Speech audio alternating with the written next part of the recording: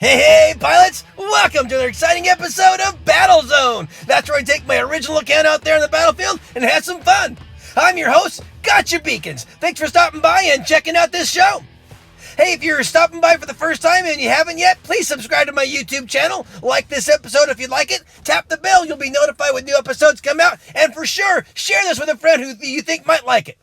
Let's take a look at my long-range map. I've got an Ao Jun, I got an Ao Guang, I got a Russian Death Button Raven, I got a beautiful Zeus Fury, and I got another Ao Jun. One Ao Jun has the Vipers, the other one has the Calamities on it. So this is Canyon. I always open up with the Zeus Fury. This is a lovely, this is an awesome map for the general, the Zeus Fury. Looks like there's a Flux Fury out there who's got my number on it. You know, that's another good build for this map. I don't use it myself, and there's a reason why. I don't really see long distance very well on these maps. For some reason or other, I really can't see them. They're just faint shadows to me. I really can't tell if they're in front of or behind a structure or not. There's just not enough resolution clarity on my iPad for me to be able to tell one way or the other. So I just don't do that. Now you see this guy's coming after me. I learned how to hide my Fury sweet spot, or it's a target point on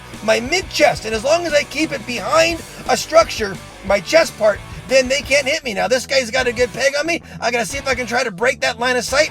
And but now normally if they're coming from the other side, I hit a little bit different area. But from right here, I can still manage to cover the obviously the beacon behind me. I can see guys coming to the right or to the left or the middle. So it's a good spot right here. I just got to be mindful of that guy who can peg me from all the way across. Yeah, that Flux Fury is really got a pretty good beat on me. It's like I've made a fan. And from there, looks like he's tagging quite a few of my mates. So he's probably going to have a lot of damage by the end. But obviously, I don't stand in one spot. I kind of move around, but I am, they call it a camper, long-range support. I am still kind of, sitting in one general area, but I am always moving for several reasons. Number one, maybe to get out of the way of someone who's shooting at me. Also to see if I can get a better line of sight of someone who's going around threatening a beacon or coming close to me. I got that guy turned down pretty good. I got some guy coming after me. I think that's a Wayland,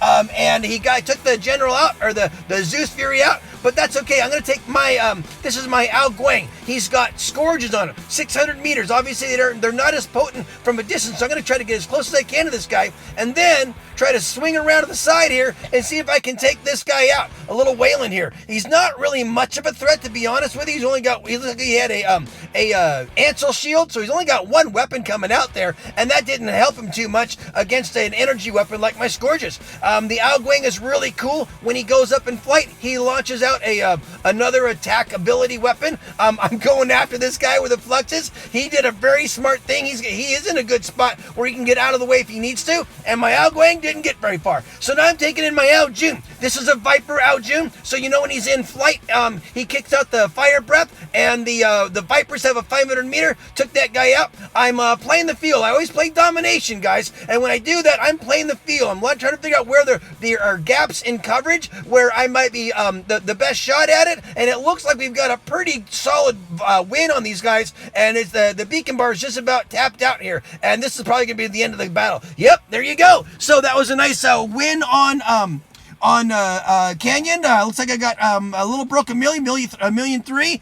Good pilots on both sides. Probably mainly experts and masters. I've climbed this account into masters 2, I think. I'm gonna make a run for champion. It's gonna take a while here. Let's drop into our next map and see what we're gonna do here. It's gonna take a little bit of time. And here it comes. Okay, so this is my short hanger map. I got an Inquisitor, I got an Ares, I got a Hayachi, I got a Loki for this account too, and I got a Spectre. The Spectre's got the vortexes on them. That's a really good build, and I think they just put those on sale. I put aphids on the Loki. I really don't use them much for offensive, just mainly for running beacons, and the Hayachi's got the Orkans. This is my Ares. He's got storms and halos on him. Now, I don't have these weapons all leveled up quite yet. and I'm really not a very good Ares pilot. I'm very new at him, and I got him, and I haven't had a lot of field time with him, and I make a lot of mistakes. Let's see if I can get this guy. This is an invader, and usually they're pretty strong to take out, but it looks like I got some help there from my mates, so I'll go ahead and get this one, turn it blue. Oh, good, I got a nice Aljun that's going to help me out there too. And this is where I kind of make mistakes here. I'm going to try to take these guys out from underneath so my mates can grab the center beacon, and I'm going to try to take this guy out. And here's what I did. I messed up. I got a little far to the left there, and I got frozen right there, so I couldn't get out of the way. But at least we turned that one blue for a little bit, and that was a nice thing. So this is my Vortex Spectre, and this Aljun, or this, excuse me, the Aljun, the Falcon got on our side. I found a good sweet spot for the vortex here, and it's kind of right in this area, maybe on above a little bit here, but from up here you can do a lot of different things. It looks like I took that guy out. I can't believe I got him out in one shot. But yeah, the vortexes, these are all at level, I think, 12. I think except for one of them is MK2 at 11. So they're all about the same level, and they're really quite powerful. Now, there's some good ways of ducking out on them, and obviously a little Camille like that guy can dodge pretty good. Luckily, I had some friends there to help save me. I also used a phase shift, so I got a phase shift on him too, because when you stealth, it doesn't last that long. So right now, I'm just trying to time what I can do, like a little triple kill there from him. So I'm trying to time it. So sometimes it's better to hop up, because see how they didn't quite all make it over the top of that crest? If I'd have been able to jump, it does work a lot better there. You get a little, usually your top two make it over the top, but not all of them. But if you can get a jump on there,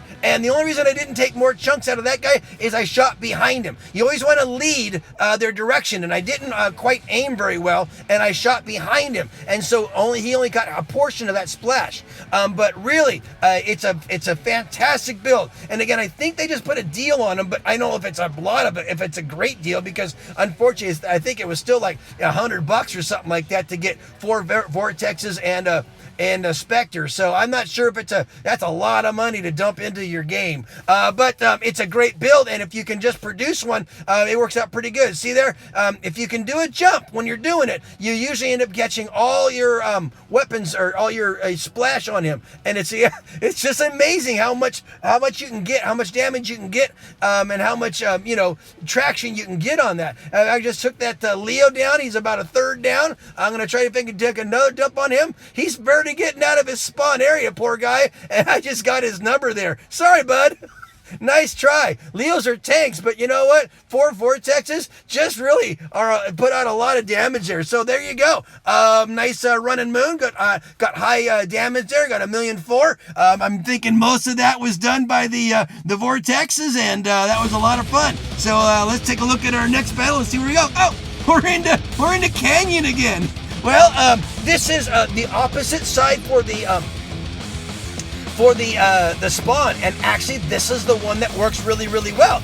Oh my gosh, I think it's the same guy. There's the Flux Fury. He's got, hey, I know that guy. I'm gonna pick on him again. Oh, all battle long. Well, you know what? If it works, do it. Hey, look at me. I run this same guy every single time. If you're in battle, all of a sudden you feel a Zeus Fury picking on you, guess what? It's probably me. I don't see a lot of them in the game, but I run it, and it does really well for me. You know, I don't run it in every battle. I run it in the ones that are map specific. So this is my, and there's a little Loki, and I know how I'm going to get him.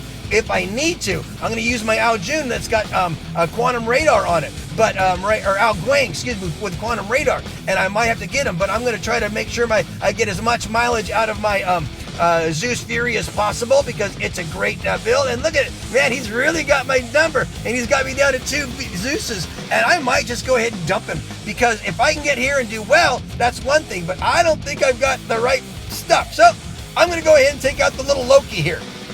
First, I got to find him, and as soon as I find him, he's a dead man, and that's exactly what I'm going to do. I'm out hunting that Loki. I've got one. I know what they can do. There he is. Okay, sorry, buddy. Your game is over. Yeah, your buddy's going to get me, but I have to erase that Loki. I know what they can do. I've used them on my other account, on my tutorial account, and if you've ever seen me do it, I usually average about 7 to 9 to 10 beacons. I usually turn the tide, and while everyone's out there battling on the battlefield, people don't realize it. They're slowly losing. Lokis are a game changer for sure. Hopefully that guy's going up there to cap that beacon. If he is, that's great.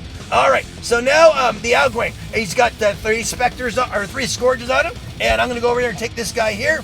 I might not make it too far. If I can, it's great because, I got chunked way down. It's too bad because with that much health on him, he's very, very a good bot, especially when he goes airborne. When he goes airborne, I'm emptying out his, I should have been done that earlier, emptying out his weapons. So now I can go ahead and take this guy down. Let's see if I can chunk him down. There's a rampage out of him, and if I had a little more out of that guy, if I had done a little bit job better, I'd have taken out that Fujin too. I know a lot of people love the Fujins. I don't know why. I'm not a fan of them. I think they go too slow. I don't think they have enough power when you're using them. And I don't think I've ever been taken out by a Fujin except for there when I was only running about my second half of my bot there. But there we go. There's another guy here running out the backside. He's got some kind of an agent or an Ansel shield, so I'm not sure what he is. But it's an easy kill for this guy. It's a Viper. This is my Viper Aljun.